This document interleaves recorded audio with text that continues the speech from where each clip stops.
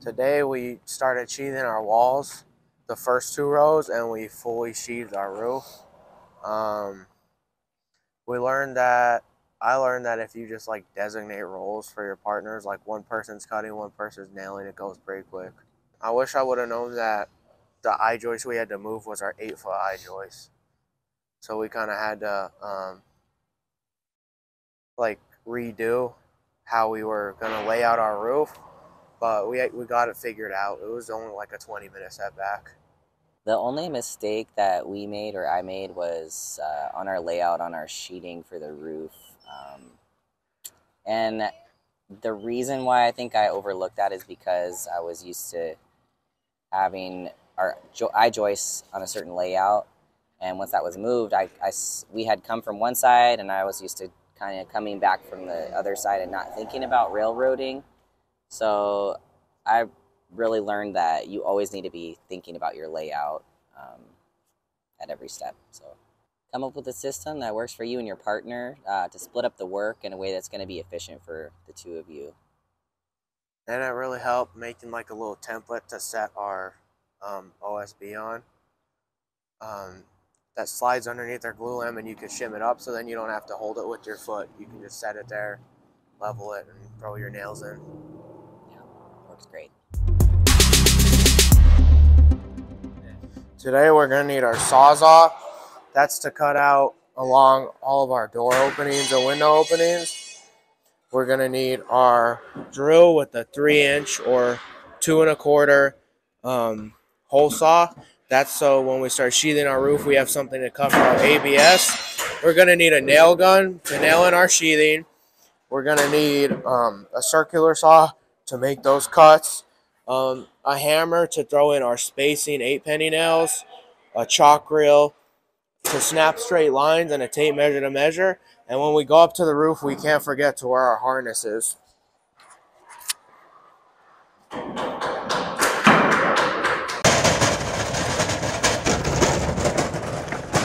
Well, we're starting to get our wood together for starting our sheathing on our house.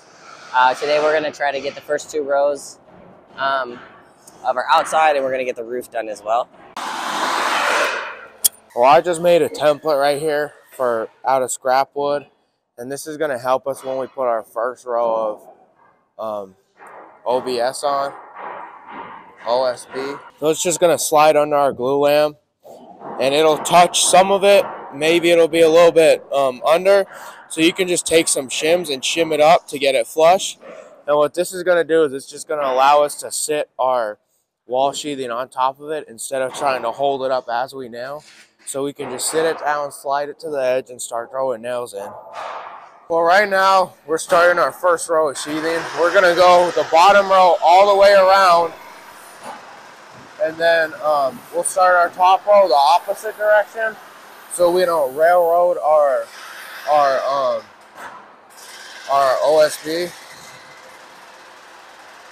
And when you go to put your sheathing in, you're going to want to throw an 8-penny nail either at the top or bottom, or one at the top, bottom, and middle, and that'll give us about an 1/8 inch of spacing to allow the wood to expand and contract without pushing up next to each other and creating a crack. Yeah, our template's working pretty good. It's not perfect, so you can see what we have to adjust it with shims, but it's going pretty good so far. It helps a lot.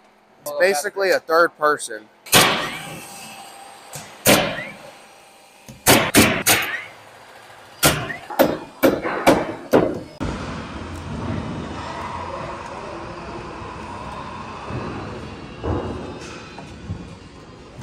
You also want to put bang plates on your peps too.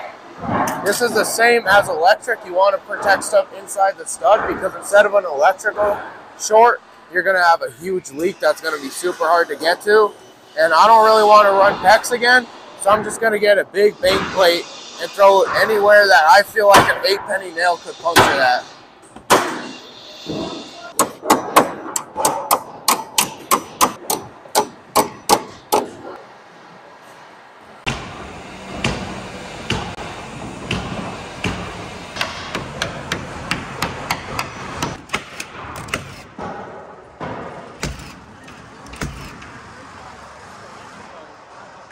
Yeah, so when we go to start our second row, similar to our spacing on the side for our bottom row, we're going to do the same thing when we lay 2 sheets of OBS on top of each other. We're going to put an 8-penny nail on each side, so when we put it on, it'll give us a little gap to allow it to expand.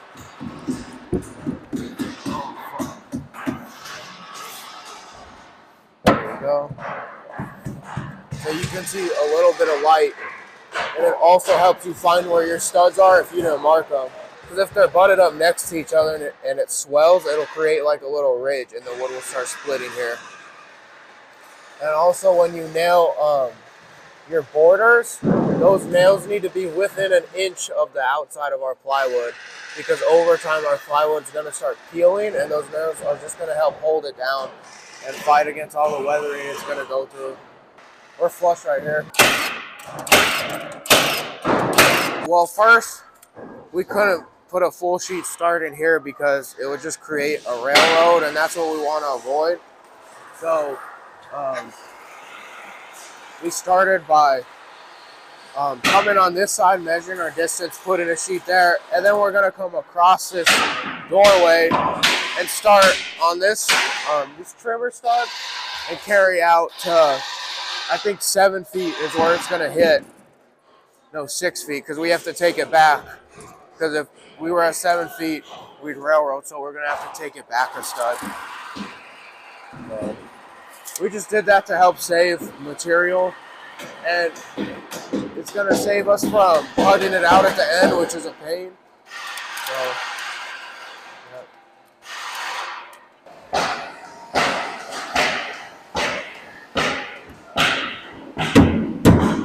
yeah, so right here, Jasper was throwing a nail in and it hit a bang plate and just bent. So that's good, because if we hadn't put a bang plate, that nail would have gone straight through our pecs, and we would have had to rerun that entire line and grind off our crimps, and it would have been a pain.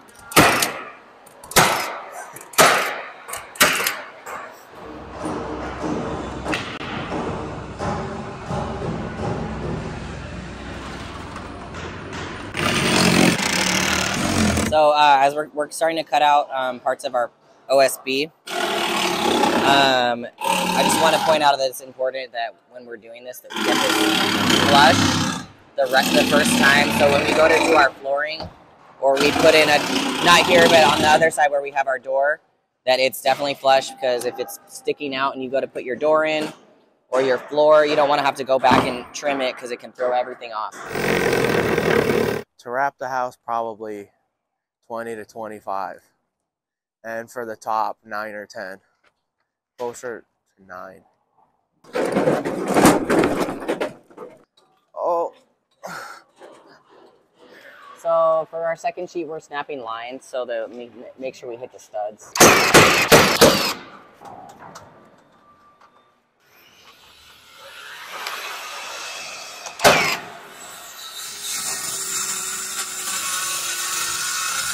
Well, yeah, we're about to head to lunch, and it took us about half a day to get up our first 2 panels of sheathing. After lunch, we're going to go ahead and hop to the roof, because Dan wants us to wait to see the length of our top strip we need to cut. But if we get that measurement, we should be able to finish wall and roof sheathing today. It definitely helps if you assign roles. Like I'd take measurements and cut, while Jasper would go fill in the nail. So while I'm cutting the next piece, on the prior piece we just put up, he's going in and filling the nails in, and it really helped chalking lines.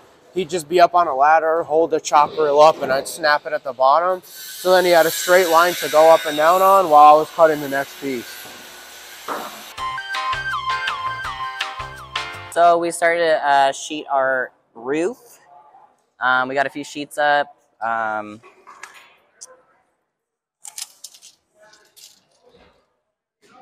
I'm getting ready to cut out this hole for the vent pipe. I've just got my full sheet laid out here. It's spaced left to right where it's going to be. So then I just have to get my measurement, 4 feet, and then figure out where this goes, and I'll drill a hole and hopefully slide it right on.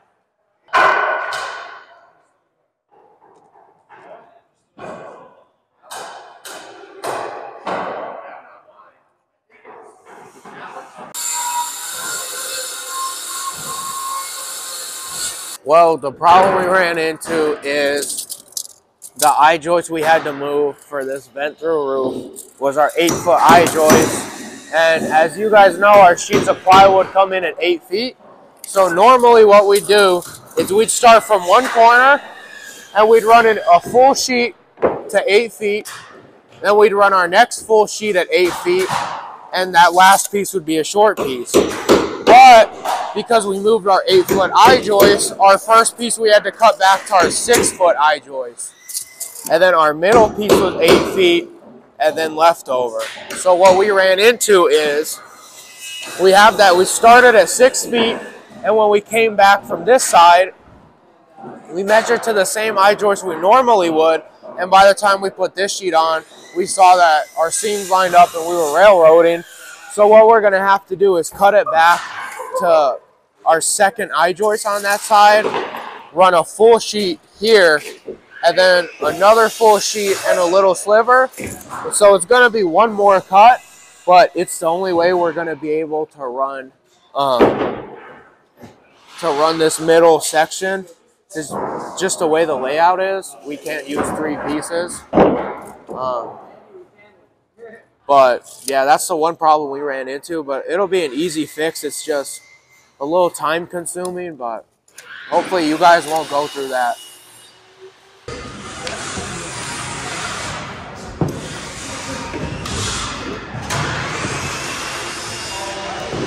Right now I'm getting ready to notch my square out for our all-thread washer, and it's pretty simple. So all I'm gonna do is I'm gonna hook my tape, measure out 30 inches because we know 30 inches is the center of our all-thread.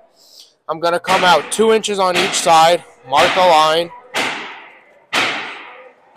Now I'm gonna take my speed square,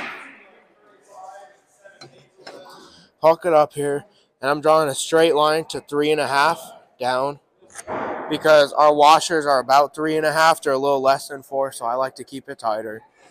Go on the other side, draw 3.5 down. Now I'm going to turn it sideways, match the tip of my lines to finish that square. I'm going to take my saw, unhook it so it can move. Now I'm going to place the blade, open the guard up, set the blade level. Now I can come and drop it as I want.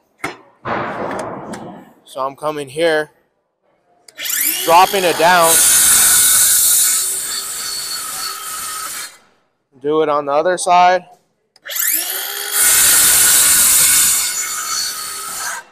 And now I'm going to do a horizontal.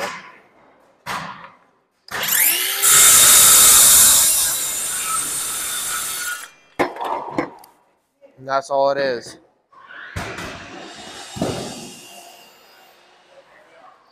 It went on great. It looks perfect.